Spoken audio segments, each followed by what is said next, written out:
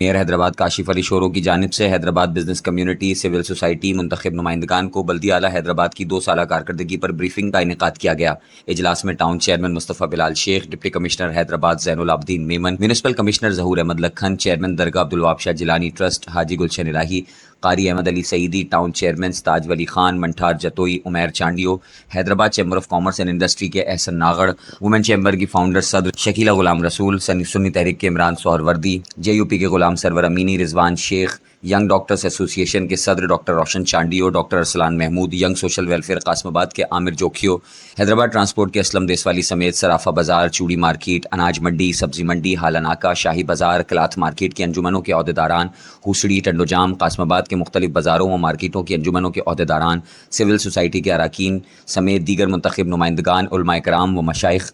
سیاسی جماعتوں کے نمائندگان، Hyderabad water and sewerage corporation کے chief executive officer Tufail Abro, Sindh solid waste کے ایگزیکٹو ڈائریکٹر شکیل احمد، سید ذوالفقار حیدر، پاک الٹس کے G M Faheem Awan, Hyderabad water and sewerage corporation کے افسران اور عمائدین شہر کی کثیر تعداد نے شرکت کی۔ اجلاس میں بلدیہ اعلیٰ حیدرآباد کے او زی ٹی شیئر اور آن سورس ریونیو سے بچت کر کے گزشتہ 2 سالوں میں 2 ارب روپے کی لاگت سے پارکس، گراؤنڈز، نیاز اسٹیڈیم اور سڑکوں کی تعمیر و مرمت کے تقریباً 166 ترقیاتی منصوبوں پر ہونے والے کاموں سے متعلق میئر حیدرآباد کاشف علی شورو نے تفصیلی بریفنگ دیتے ہوئے کہا کہ بحیثیت میئر میں نے محسوس کیا ہے کہ شہر کے اسٹیک ہولڈرز، مختلف شعبہ زندگی کے لوگوں کو بلدیہ اعلیٰ حیدرآباد کی شہر کے لیے کی جانے والی کاوشوں سے آگاہ کیا جائے۔ انہوں نے کہا کہ جب حلف لیا تو بلدیہ اعلیٰ کے وسائل کم اور مسائل زیادہ تھے، مگر ہم تعمیر و ترقی کے جذبے کے تحت اول روز سے حیدرآباد کی تعمیر و ترقی کے کاموں کو اولین ترجیح دیتے ہوئے شہر کے مسائل کے حل کے لیے کوشاں ہیں۔ انہوں نے بتایا کہ پہلی بار بلدیہ اعلیٰ حیدرآباد اپنے وسائل سے بچت کر کے شہر بھر کے تقریباً تمام ٹاؤنز میں تعمیر و ترقی کے کام کروا رہی ہے۔ ان تمام ٹاؤنز میں جہاں جہاں ضروری نوعیت کے کاموں کو پہلے ہی کیا جا رہا ہے۔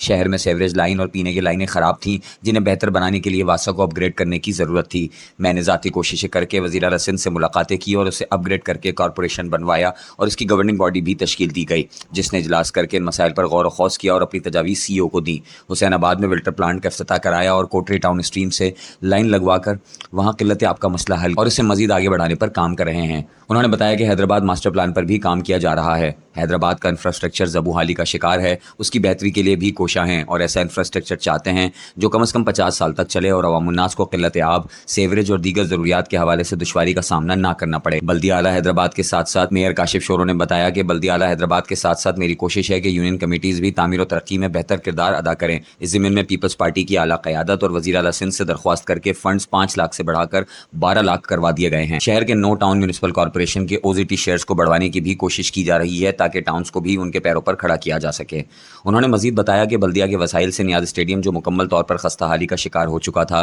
کی مکمل تزئین و آرائش کر کے اسے انٹرنیشنل گراؤنڈ کی رونقیں بحال کی ہیں اور میری کوشش ہے کہ پی سی بی سے مل کر حیدرآباد میں بھی انٹرنیشنل میچز کے انعقاد کو ممکن بنایا جائے۔ شہر کے ماحول کو پرفضا اور صحت مند بنانے اور ماحولیاتی تبدیلیوں کو مد نظر رکھتے ہوئے 1 ملین پلانٹس لگانے پر گامزن ہیں اور حیدرآباد کی مین شاہراہوں پر پلانٹیشن کا 20% کام مکمل ہو چکا ہے۔ باقی 80% بھی انشاءاللہ جلد مکمل کریں گے۔ پلانٹیشن اور گرین بیلٹس کی تزئین و آرائش سے حیدرآباد کی شاہراہوں کا حسن بحال ہو رہا ہے۔ 1 ملین درخت لگانے کے منصوبے میں سول سوسائٹی کے بھی کچھ لوگ تعاون کر رہے ہیں اور 30,000 پلانٹس لگا چکے ہیں۔ انہوں نے مزید بتایا کہ جام شورو روڈ پر ہونڈا پیلس کے سامنے اربن فارسٹ و پبلک پارک کی تعمیر کر رہے ہیں جس میں لائبریری بھی بنائی جا رہی ہے، جبکہ عید سے قبل ڈی پارک کو مکمل کر لیا جائے گا اور شہریوں کو عید پر تفریح کی مزید سہولت میسر آ سکے گی۔ پکا قلعہ میں پارک کی بحالی و تزئین و آرائش، نرسری پارک سمیت گرین بیلٹس اور فلائی اوورز کی بیوٹیفیکیشن کا کام بھی جاری ہے۔ پکا قلعہ پارک کو بھی عید سے قبل یا فوری بعد مکمل کر لیا جائے گا۔ میئر حیدرآباد کاشف علی شورو نے کہا کہ ہم دن رات محنت کر کے انشاءاللہ حیدرآباد کا نقشہ بدل کر دکھائیں گے۔ ڈپٹی کمشنر حیدرآباد زین العابدین میمن نے اجلاس کے شرکاء کے سوال کے جواب میں بتایا